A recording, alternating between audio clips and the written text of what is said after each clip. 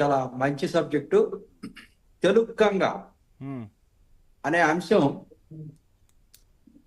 రాయలసీమ ప్రాంతం నుంచి తమిళనాడుకి కానీ ఆ ప్రాంతాల్లో కానీ ఇవ్వటానికి నాంది ప్రస్తావన చేసింది ఎవరండి? తెలుగుదేశం పార్టీ అధినేత, అప్పుడున్నటువంటి వ్యవస్థాపక అధ్యక్షుడు ఎన్టీ రామారావు. అందరినీ నీవా గాలేదు.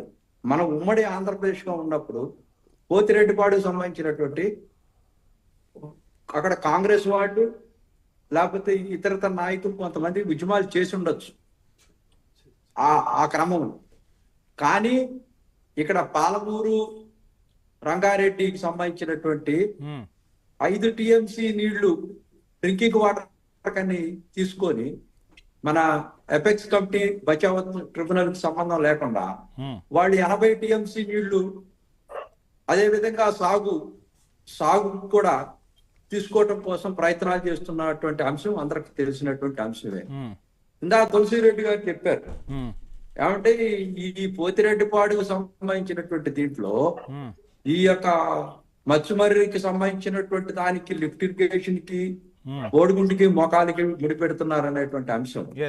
ఇక్కడ చెప్పినటువంటి అంశం ఏంటంటే ఈ అందిరి నివాకి లిఫ్ట్ ఇరిగేషన్ ఏదైతే పోతిరెడ్డిపాడుకు సంబంధించినటువంటి దీంట్లో తెలుగు గంగ అందిరి దీనికి వీటికి సంబంధం ఈ యొక్క శ్రీశైలం కెనాల్లో నుంచి తీసుకెళ్లి ఏ విధంగా ఇవ్వాలనేటువంటిది ఒక రూట్ మ్యాప్ ఉంది, దాని ఎపెక్స్ కమిటీలో జరిగినటువంటి ఇది అన్నారు. ఇప్పుడు అక్కడ తెలంగాణలో వచ్చేటువంటి పాలమూరు రంగారెడ్డి ఈ మత్స్యమర్రు లిఫ్ట్ ఇరిగేషన్ వీటన్నిటి కూడా కనెక్టివిటీ ఉందండి. ఇవి లేవని చెప్పడానికి ఎక్కడా కూడా లేవు.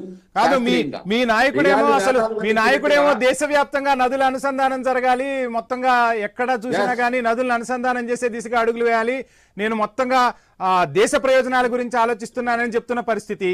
మరి పైన తెలంగాణతో ఇంకా జగడం కొనసాగుతున్న పరిస్థితి. ఎందుకు సాల్వ్ చేసుకోలేకపోతున్నారు? సుదీర్ఘ అనుభవం ఉంది కదా మరి చంద్రబాబు నాయుడు గారికి. ఇప్పుడు మేము కరెక్ట్ గా నిన్న చంద్రబాబు నాయుడు గారు ఒక స్టేట్మెంట్ కూడా ఇచ్చారు. తెలుగు మహాసభల్లో మనమంతా తెలుగు వాళ్ళం, తెలంగాణ ఆంధ్రప్రదేశ్ రెండు కలిపి ఏ సమస్య ఉన్నా కూడా పరిష్కారం చేసుకోవటం కోసం నేను ముందున్నాను. అక్కడ మన తెలుగు వాళ్ళు, ఇక్కడ తెలుగు వాళ్ళు, మన అందరం కలిసి కూర్చొని బచావత్ ట్రిబ్యునల్ కానీ ఏ అంశాలైనా సరిగా రేపు రాబోయేటువంటి రోజుల్లో కూలంకుషంగా మేము చర్చ చేసుకొని చేయడం కోసం ప్రయత్నాలు చేస్తున్నాం అనేది స్పష్టంగా ఇవాళ స్టేట్మెంట్ కూడా ఇచ్చారు.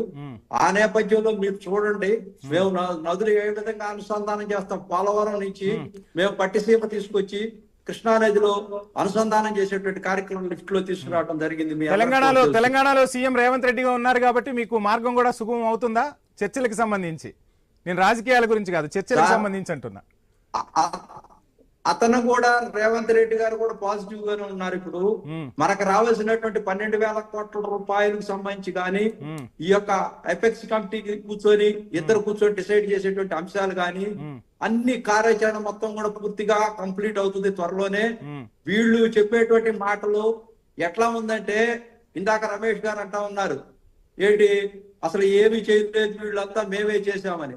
కేవలం కాసులు దండుకోవటం కోసం పర్మిషన్ లేకుండా గ్రీన్ ట్రిబ్యునల్ ఎంత వేసింది సార్, ఎంత వాళ్ళకి ఫైన్ వేసిందో చూడండి వాళ్ళ గవర్నమెంట్ లోనే. ఇట్లా కృష్ణానదిలో కూడా సెడ్జింగ్ చేయటం వల్ల ₹1 కోటి ట్రిబ్యునల్ వాళ్ళకి నష్టపరిహారం చెల్లించమని కూడా గవర్నమెంట్ చెప్పింది. అంటే వీళ్ళు పర్యావరణాన్ని కూడా పర్మిషన్స్ లేకుండా ఈ విధంగా కోట్ల రూపాయలు ఏదో విధంగా చెప్పారు సార్. నేను ఒకటి మీకు చెప్పదలుచుకున్నాను. కొన్ని పర్మిషన్స్ లేకుండా కేంద్ర ప్రభుత్వం పర్మిషన్లు ఇవ్వాలన్నారు కదా. ఒక్క నిమిషం సార్, కేంద్ర ప్రభుత్వం పర్మిషన్లు ఇవ్వాలన్నారు కదా. జాతీయ ప్రాజెక్టులకి కేంద్ర ప్రభుత్వం పర్మిషన్లు ఇవ్వాలా? అపెక్స్ కమిటీ ఇక్కడ ఉన్నటువంటి ట్రిబ్యునల్ ఛాంబర్స్ కూర్చొని ఇక్కడ లోకల్ గా ఉన్నటువంటి కొన్ని కేంద్ర ప్రభుత్వంలో నిధులు రానటువంటి వాటికి ఇక్కడ పర్మిషన్లు తీసుకోవాలా?